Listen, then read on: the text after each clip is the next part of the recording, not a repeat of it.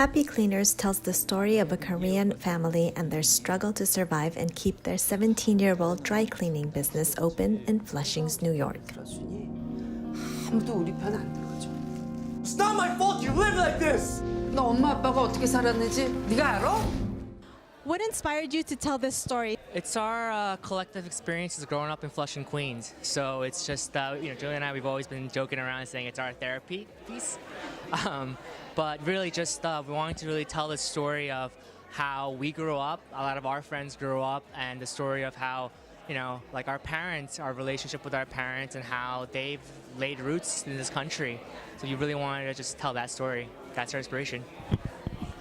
Yeah, and large part of that is we want to validate our struggles, but also celebrate our survival. It's an immigration story about a family who strive and who wants to go through. So we want to kind of do that. And another part is we want to make a film that our parents could watch and enjoy, and we wanted to make homage to that and said that we could all kind of sit together and tell, hey, mom and dad, your stories are very valid, and look, your stories are being told in the big screen. That's kind of like our motivation for Friday.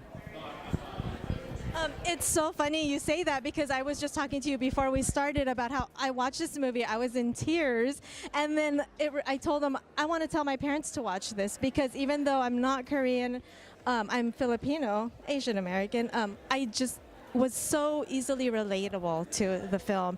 And Hyun, you play the lead actress in the film. Tell me what drew you to the movie. Why can't you respect my decision? 야, 현이야. Actually, I had not been acting for 40 years.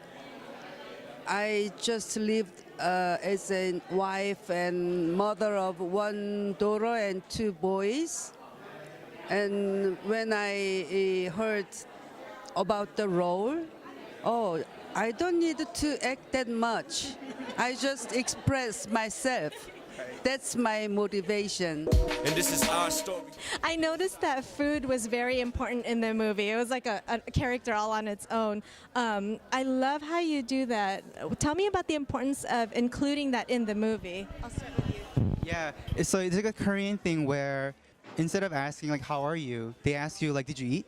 And food is, I think, one part where it just brings the family together. Even though you fight, even though, if you have like anger or conflicts, I think you still come together to food and have dinner table. And that's so important. And like we have a scene where, they always, have dinner ready. But like, even though the son's not there and whatever, like, we still prepare an open seat for him.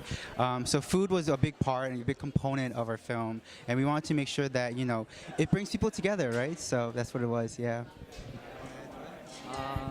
So I think, yes, everything what Julian said about food is very important. But I think a lot of it does come from Korea being a very poor country, years ago. So our grandparents, they went through the colonial period under Japanese rule and then Korean War. So food, like hunger was such a big thing for them. Like fortunately for us, our generation, we don't really know that. So little things like when I hear my grandfather talk to other people about how well he's done, he always says, my kids didn't starve.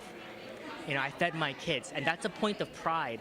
And so I think that does definitely trickle down, and I could always see how much care my mother puts in her cooking because, that's how she makes sure that everybody in the family gets fed. And I don't know, it's just one of those things where even us, I think, when we're out with our friends too, we always want to take care of them, always want to make sure they're treated. And then I think going beyond that, it's not just a Korean thing either. I think other cultures, food is a love language. That's like your way of saying I love you, basically, right? Actually, to express my love for my family, I never say I love you. I just come, eat this. It's so true. Part of the, just one thing is like she actually cooked for us too. I was going to ask that. Yeah. So actually, yeah, you want to talk about yours?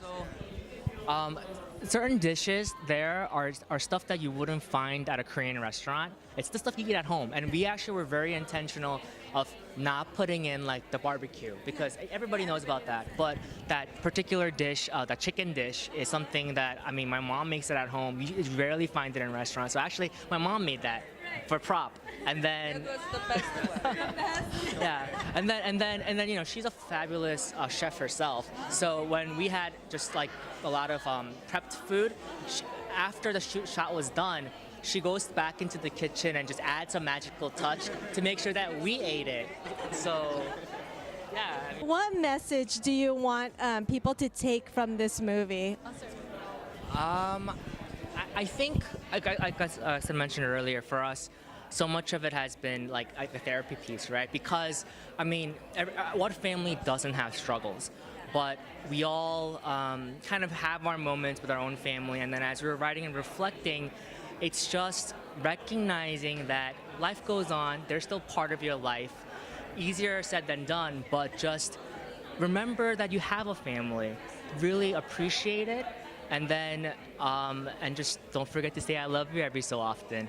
And you can do it with food. And you can do it with food. Exactly. I told them yesterday, even in Korea, in these days, they all so egoistic, very selfish, but they are my directors, they are very pure, very good people, so their good personality made this movie, you know, so warm one. I want, by the end of the movie, them to text their mom, be like, I miss you, I love you, I thank you. That's basically it, yeah. You ever wonder if her family's blessed or cursed? And this is our story, couldn't decide for me. But I'm not living wondering, yo, men and fire only. I'm gonna make it here, cause my mama deserve it. She tried to make my life perfect with some laundry detergent. It's just the fate of being children of immigrants. And it's even embedded in our ethnicity, in a form of a hyphen.